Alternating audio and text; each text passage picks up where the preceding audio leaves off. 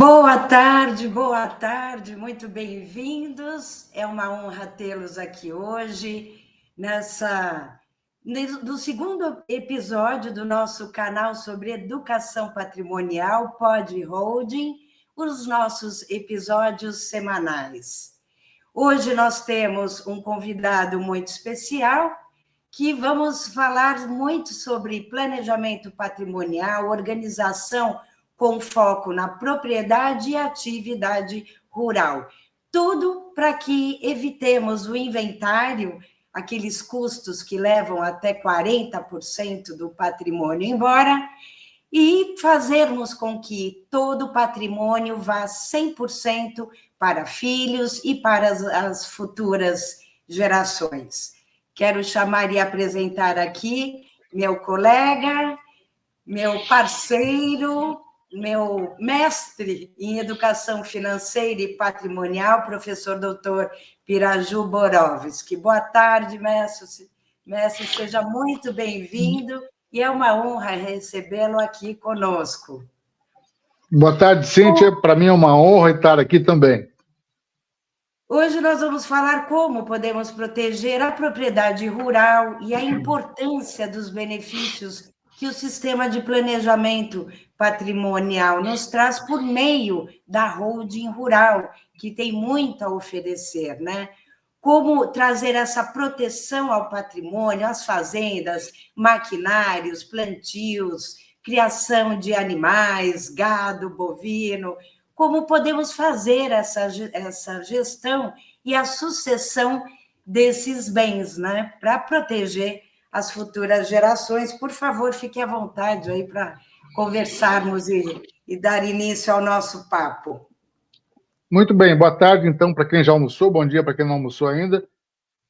Inventário, a professora doutora Cíntia, na semana passada, falou sobre inventário e nós não vamos falar de inventário. Inventário é uma maneira de planejar a sucessão patrimonial. Outra maneira de planejar a sucessão patrimonial é com o testamento, que ela vai abordar numa outra ocasião. Terceira maneira de planejar a sucessão patrimonial é por doação em vida com reserva de usufruto. Bota aquele slide para nós, Cíntia. Aconteceu com meus pais.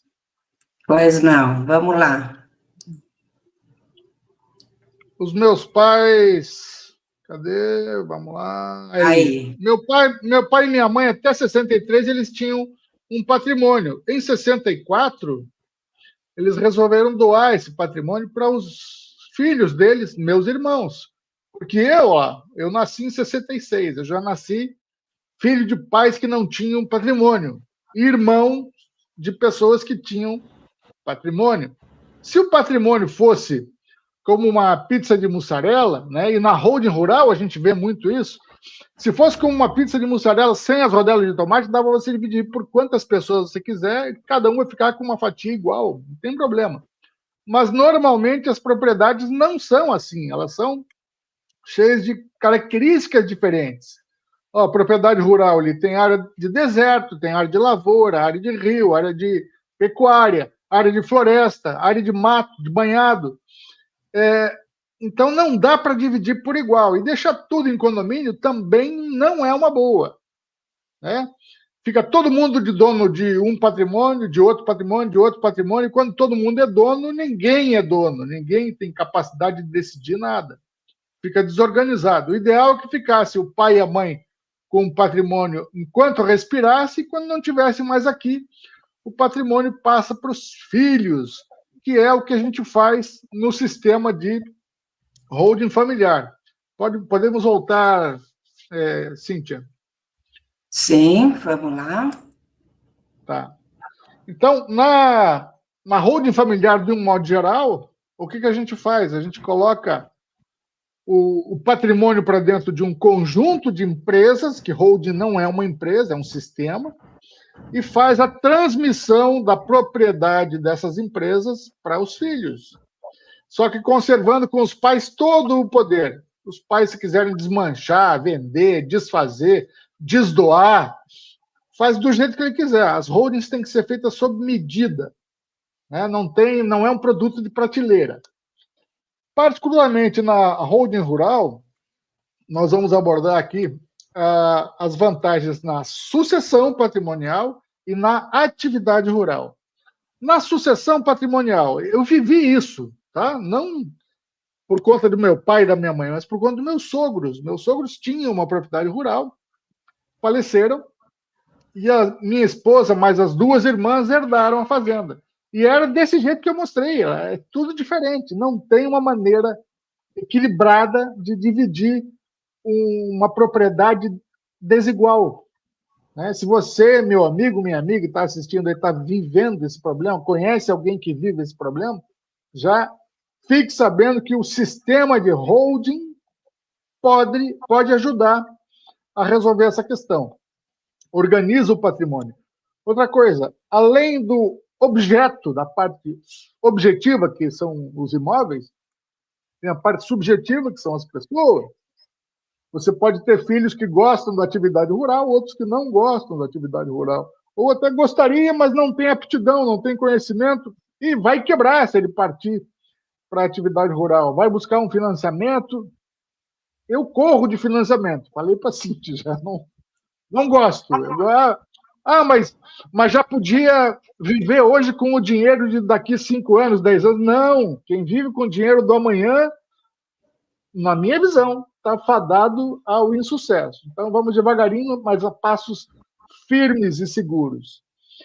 Então, na sucessão, quando a gente transmite o patrimônio pelas outras formas, o imposto sobre a herança vai em cima do valor patrimonial dessas outras formas de transmitir. E no sistema de holding familiar, a gente consegue fazer a sucessão adotando como base de cálculo do imposto um valor muito menor. Tá? Eu cito um exemplo de um cliente aqui em Curitiba, o patrimônio não é grande, mas se ele fosse doar o patrimônio, ele ia pagar R$44 mil de imposto. Né? Nós montamos o sistema para ele, ele pagou R$800 e está tudo bem, tudo certinho, coberto, alinhado, como a gente diz lá no Exército. Patrimônios muito maiores, aí vão proporcionar uma economia tributária, uma eficiência tributária ainda muito maior. Imagine uma fazenda de 40 milhões, né? Como tem aí, por 30 milhões, pagar 8% só de imposto, né? Que vai chegar e vai aumentar até, acredito, 21% pelos projetos de emendas aí constitucionais. Quer dizer, olha a economia que é feita no sistema, né? Isso. E hoje no Brasil tem esse imposto sobre a herança, que é o mesmo imposto de doação, ITCMD, ele tem uma variação de 2% a 8%. Cada estado resolve e nenhum estado pode passar de 8%.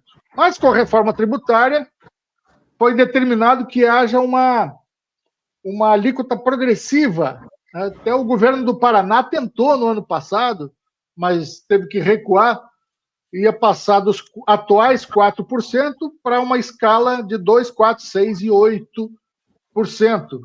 Eu acredito realmente que esse ano vai passar para essa escalinha de 2%, 4%, 6%, 8% aqui no Paraná.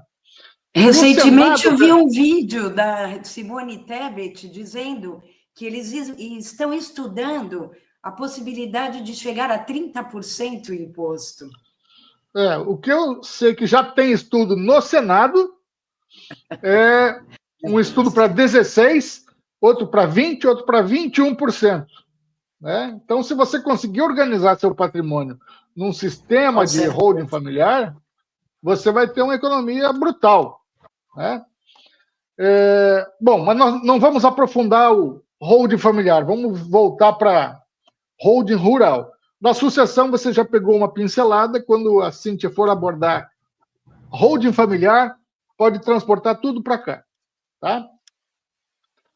Ainda no sistema de holding familiar, a gente tem normalmente um subsistema patrimonial e um subsistema operacional. Famílias que têm imóveis destinados à locação, por exemplo, a gente faz uma separação desses dois sistemas, permitindo economia tributária no patrimonial, que você não vai ter que pagar ITBI, e proteção desse patrimônio, colocando a atividade de risco apartada dela, com um abismo entre as duas. No nosso sistema de holding familiar, que eu montei para nossa família, monto para clientes, a gente tem também esses dois subsistemas apartados. Então, a dona da terra é uma empresa e a empresa que produz no agronegócio é outra empresa. Existe um contrato entre as duas. Né? É o risco da atividade, né? É o risco de atividade, principalmente nessa compra e venda do que produz, eventuais, falamos sobre empréstimos, né? E as safras, e de acordo com a produção, tem risco, né, de acontecer, né, aquelas questões aí imprevisíveis, muita chuva, muita seca, quer dizer, isso não pode afetar o patrimônio, né? Tem gente que não acreditam, nós estamos em 2025, tem gente que não faz seguro da safra. Né? Tem o ditado, acho que é árabe, que confia em Alá, mas amarre seu camelo. Né? Então, se você está numa atividade de risco, considere fazer um seguro. Ah, mas é caro. É caro você não ter seguro, é muito mais caro. Mas lá na atividade rural, pessoal, talvez você exerça essa atividade em toda a sua propriedade, né? Então, você mesmo produz, né? Pessoalmente ou com os seus empregados, registrados na pessoa física. E pode ser que você arrende alguma parte, né? Pode arrendar, Piraju? Pode arrendar.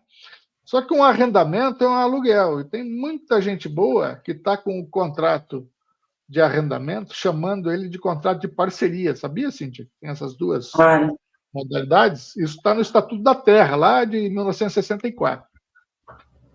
Então, você pode colocar outra pessoa produzindo na sua terra, seja por arrendamento, seja por parceria. Qual a diferença fulcral nesse troço? A diferença fulcral é o risco. Se você arrenda, você, que é proprietário da terra, você não concorre com o risco. O arrendatário te paga, normalmente adiantado, e você fica deitado em berço esplêndido. Se chover, se tiver seca, para você tanto faz, você já recebeu e não tem problema. Isso é uma receita de aluguel. E a tributação, né? Quanto é essa tributação? A receita de aluguel é 100% a base de cálculo. Então, se você é uma pessoa física e está recebendo arrendamento, você tem que pagar imposto sobre a renda de 27,5%. Vamos colocar isso, vamos dar uma materialidade, vamos ilustrar esse negócio. Você recebeu 100 mil reais, você tem que pagar 27.500 reais de imposto, se você arrendou na pessoa física. Ah, mas eu recebi em soja. Tudo bem, aí você vendeu soja, colocou 100 mil no bolso e tem que pagar 27.500 reais de imposto, porque essa soja veio de um arrendamento, que é um aluguel. Ah, mas o nosso contrato é de parceria. Ah, se o seu contrato de parceria, aí essa soja que você vendeu, ela entrou 100 mil reais no seu bolso e o lucro presumido dessa atividade aí, dessa produção rural, na pessoa física, é 20%. Então, entrou 100 mil, a base de cálculo do imposto é 20 mil, aplica a alíquota da pessoa física de 27,5%, você vai pagar de imposto R$ 5.500. E tem muita gente boa fazendo isso.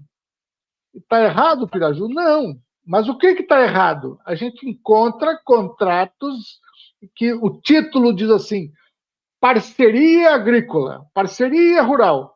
E no teor do contrato diz, o parceiro outorgado, que é quem planta, entregará 10 sacas de soja por hectare por ano. Opa! Então, isso não é característica de parceria. Isso é característica de arrendamento. É um arrendamento com título de parceria. E a Receita Federal está pegando e está cobrando os atrasados, com multa, com correção, com juros. Isso dá ruim. Então, se você vai fazer uma parceria, parceria. Vai fazer arrendamento, arrendamento. Mas, Piraju, se for pessoa jurídica, a pessoa jurídica também pode fazer essas duas modalidades. Lembra? Concorrendo com risco ou não concorrendo com risco. Se você não quiser concorrer com o risco, você, pessoa jurídica, vai arrendar. E esse arrendamento é um aluguel. E como é que tributa o aluguel na pessoa jurídica? Se você vai ter que juntar imposto de renda de pessoa jurídica, PIS, COFINS e contribuição social sobre o lucro líquido. Juntando essa coisa toda, você vai pagar 11,33%. Então, se você receber aquela mesma soja, vender aquela mesma soja pelos mesmos 100 mil reais, mas é um arrendamento na pessoa jurídica, você vai pagar de imposto R$ 11.330, sem ter dor de cabeça e a Receita Federal, como é que vai ser, como é que ela está fazendo, você vai sem medo.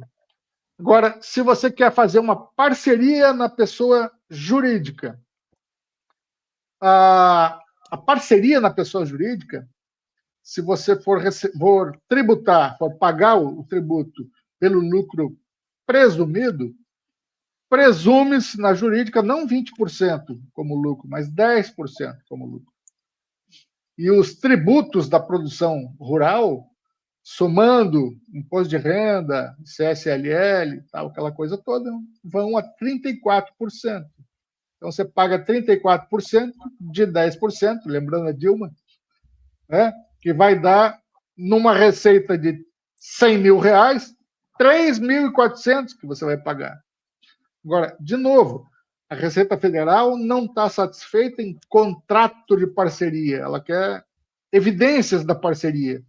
Tem ata de reunião entre os parceiros, tem notas fiscais de que os dois parceiros estão comprando insumos, tem alguma coisa a mais, ela quer alguma coisa a mais. Então, eu acho que a tendência, Cíntia, é que a gente acabe migrando para não se incomodar para os contratos de arrendamento, e se for na pessoa jurídica, de 27,5 para 11,33, isso aqui é mais palatável. Claro, é fundamental uma boa contabilidade, né, com toda a documentação bem feita, porque por meio desse planejamento patrimonial a gente consegue separar bem a propriedade, a atividade dessa produção, né, agrícola, e separar também toda essa contabilidade, para que não haja essa incidência, essa perda muito grande financeira, né? E o leão vem com fome aí, né? Então... ele gosta. Ele gosta. Pode ser que você não tenha um parceiro nem um arrendatário, e você mesmo produza na sua terra. E você está produzindo, a maioria dos nossos amigos produtores, médios produtores, está produzindo na pessoa física e está deixando dinheiro no balcão, tá? Está tendo despesas com tributos que não precisava ter. Tudo bem que o produtor rural ele tem um tratamento diferenciado, um tratamento fiscal diferenciado. Ele pode pagar imposto, seja pelo lucro real, seja pelo presumido. Tudo bem.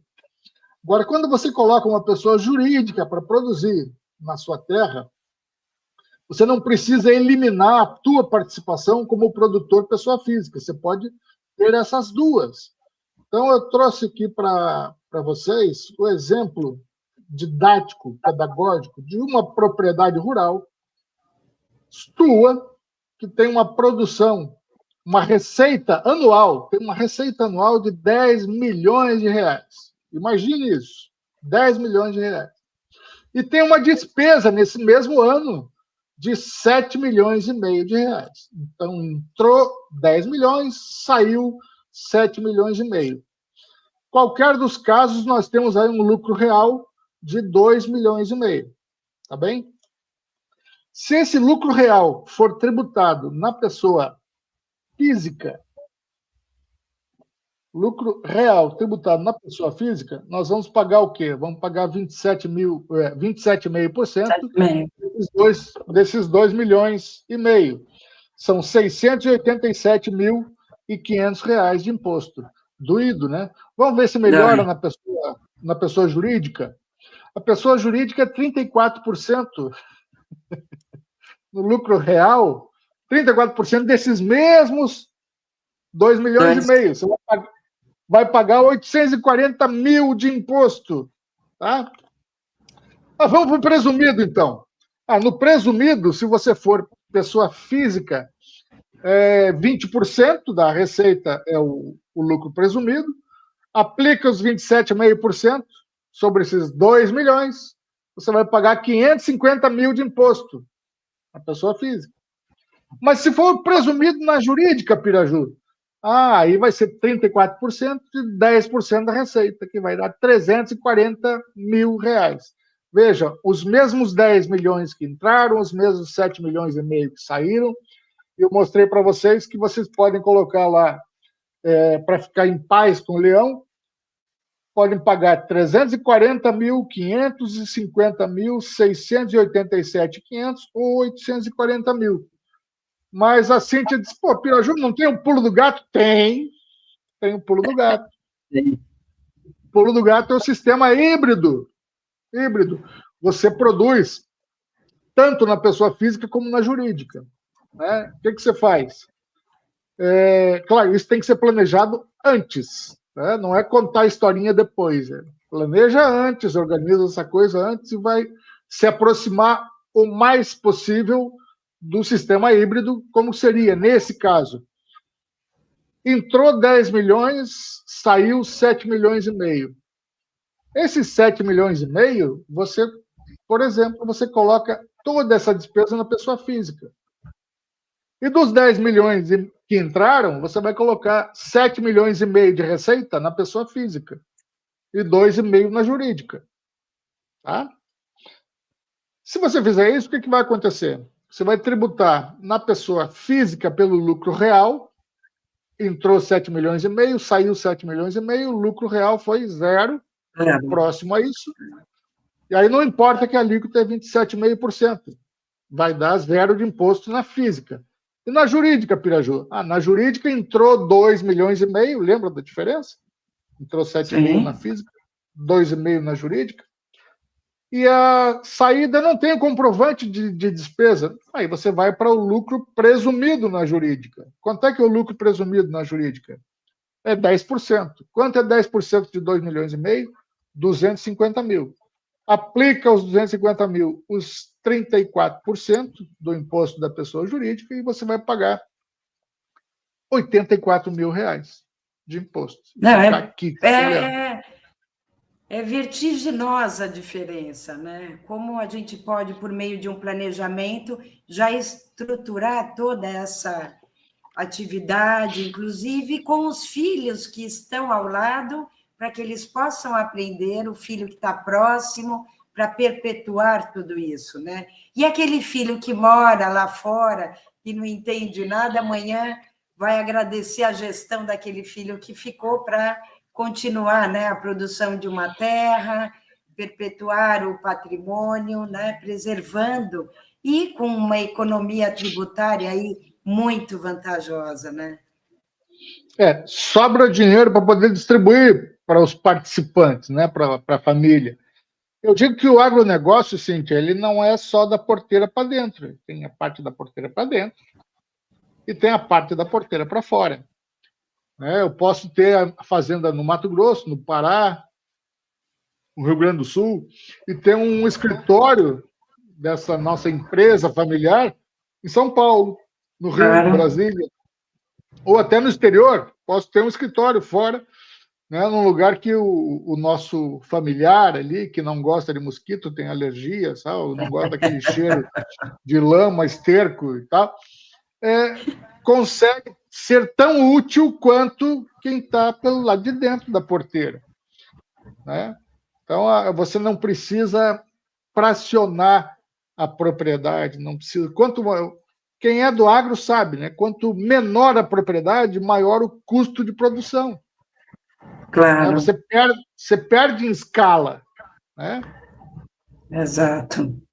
O que eu acho muito interessante é as pessoas que têm, né, essa propriedade rural e que têm atividade rural já começar a organizar toda essa documentação, porque tem muita terra que já não está com a documentação irregular, então tem que ter toda a documentação em ordem para que possa fazer esse planejamento, trazendo essas propriedades para dentro dessa holding rural, que, né, nesse sistema de proteção patrimonial, já com a distribuição de cotas dessas empresas aos filhos, aos sucessores, às pessoas ali que estão envolvidas nesse trabalho, e evitar também amanhã o prejuízo que vai ser posteriormente, no momento que todos ficam muito fragilizados, ter que tratar dessa burocracia, essa papelada, o que foi feito, com quem que está, cadê o contador, e foi feita essa contabilidade, quer dizer, uma grande bagunça que na hora a pessoa acaba se perdendo mais ainda, e aí o prejuízo é certeiro, né? Porque vai ter que entrar para um inventário, a documentação toda irregular e as dificuldades no momento tão difícil que é a perda de um ente querido. E a gente já pode antecipar, né, essa solução de fazer um bom planejamento, né, bem como os outros bens que estão na capital, um apartamento ou uma casa ali da praia, não só a propriedade rural. Todo o patrimônio pode ser organizado e já trazido dentro de um sistema que vai trazer vantagem econômica para o dono do patrimônio, né, que ele já vai poder gerir o patrimônio, continuar comprando, vendendo e fazendo da forma como sempre foi, e os filhos só vão assumir isso no momento em que ele não estiver mais aqui. Os patriarcas, como várias pessoas falam, né? Mas os donos vão continuar gerindo o patrimônio com ali tudo já regularizado e com muita vantagem tributária, principalmente agora com a reforma tributária, né? E é essa a nossa mensagem que a gente sempre quer passar. O Franklin participando aqui, de fato, o título não define o documento, e sim o seu teor, né? Também esclarecendo, né, que o que é importante é deixar ali no documento o que é mais vantajoso, né, para as partes. Não ter a bagunça de qual atividade é, se é arrendamento, se não é, fazer um documento de acordo, né, com o que se pretende ter, não é? Pode ser, Cíntia, que algum dos filhos deseje vender a propriedade. Sim. E o outro deseja comprar e não tenha dinheiro. Exato. E aí parte daquela propriedade acaba sendo vendida para um terceiro. No sistema de holding familiar, você consegue facilitar essa transmissão parcelada, porque a fazenda vai continuar sendo da empresa e o que vai ser vendido são cotas sociais daquela empresa, né? Então, aquele filho que quer sair da empresa, ele pode se organizar a coisa para que ele receba o que tem para receber ao longo de 5 anos, talvez, se isso fizer sentido, de uma maneira planejada. E você que está nos assistindo, que não decidiu ainda, eu não sei, eu já estou vendo, tá todo mundo fazendo, não faça sua holding porque está na moda, porque está todo mundo fazendo. Você tem que ver se aplica ao que você tem em mente, a tua formação familiar, a tua formação patrimonial, os teus objetivos, a tua atividade empresária ou não empresária, atividade rural ou não. Agora, se você não decidiu, meu amigo, minha amiga, eu vou te deixar um recado aqui, acho que é o último recado meu hoje. Deixar para depois é o maior risco. Por quê, Piraju? Porque não decidir uma coisa tem tanto peso na sua vida como decidir. Para cima de mim? Imagina um avião na pista, pronto para decolar, e você não decidiu se você embarca ou não embarca no avião. Eu estou aqui, não sei se eu devo embarcar ou não. se o avião decolar sem você, não importa se você ficou no chão. Então, é como se você tivesse decidido não embarcar. Tá? Vou te convidar para embarcar nessa nossa viagem aqui e passar para o mundo das rodas. Tá bom? Exato. O mais importante é que, dentro da estrutura da holding rural, ou holding da propriedade urbana, é possível fazer um acordo de sócios, né? Então, você já estipula quem vai ficar com o quê, quem vai tomar toda a frente dos negócios, você já pode gerir já com um filho ali juntamente, né, no dia a dia, para que ele possa ir experimentando e tendo experiência sobre as questões, e já deixar tudo organizado para que eles não sofram amanhã, porque você deixar um filho e esperar que ele consiga gerir o negócio da família com tanta experiência quanto, né, o dono do patrimônio que vem fazendo isso há muitos anos, claro, tudo se aprende, mas leva-se um tempo. Então, portanto, a gente, nesse período, né, que a gente está aqui ensinando, vivendo e trazendo os filhos nessa participação empresarial, é muito importante, porque um dia eles vão estar sozinhos e a coisa pode dificultar muito. Né? É planejar, é trabalhar juntos e começar, embarcando nessa melhor fase. Né? Você tem um perfil no Instagram também, não tem? Tenho o meu perfil, né? @Cíntia de Móveis Santiago Lohaus, no Facebook também, nessas redes com o meu próprio nome, né? Passe o seu também, deixa aqui com a gente. Eu tô no YouTube e no Facebook, é Holding Descomplicada com Piraju Borowski. E no Instagram é o holding.com.piraju.borowski. Ótimo, ótimo. Depois você deixa aqui nos comentários do vídeo, né, os seus endereços para que as pessoas possam também, ou aqui no chat já, que é sempre bom. Quem estiver por Curitiba já passa aí, toma um café com você. Isso, esperando que o nosso encontro também seja breve, né, para que a gente possa aí trazer essas informações. Obrigada, Franklin Batista, doutor Antônio da Silva, né, e outros convidados aí que estão nos ouvindo. Muito obrigada pela presença, obrigada, Franklin. Nosso programa aí é semanal.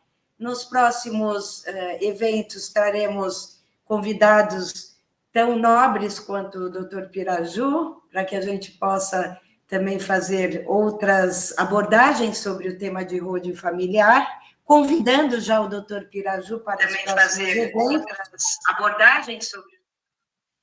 Opa, vai ser um prazer, tá? Por favor. Essa tua ideia de fazer um canal para levar educação financeira e patrimonial para as pessoas, isso é um negócio que está muito em falta, também é um sonho meu, mas você atirou na frente, você saiu na frente, e eu desejo muito sucesso e que mais pessoas conheçam isso. Eu já trabalhei numa instituição financeira e vi muito, por isso que eu não gosto de financiamentos e dinheiro emprestado. Pessoa vivendo com o dinheiro do amanhã está fadada a não ir para frente. Nem eu. Né? Mas parabéns, parabéns. Eu faço questão de estar de novo com você semana que vem, na outra. Se não, desse lado da tela, do lado do chat. Certamente estaremos juntos de ambos os lados, aqui online, ao vivo e também presencialmente. Agradeço muito a sua participação. Me caça, sucaça. Esse programa faremos mais vezes aí juntos. Agradecendo muito as suas excelentes informações, a sua experiência, e estaremos juntos numa próxima. Vamos encerrando agora, né? Deixando aqui nos comentários também, vou deixar os endereços para que as pessoas tenham facilidade. Muito obrigada, Franklin, Antônio, e demais pessoas que nos assistiram. E semana que vem estaremos juntos. Muito obrigada, um forte abraço e até a semana. Tchau, obrigada pela Tchau, tchau. ajuda. Até logo.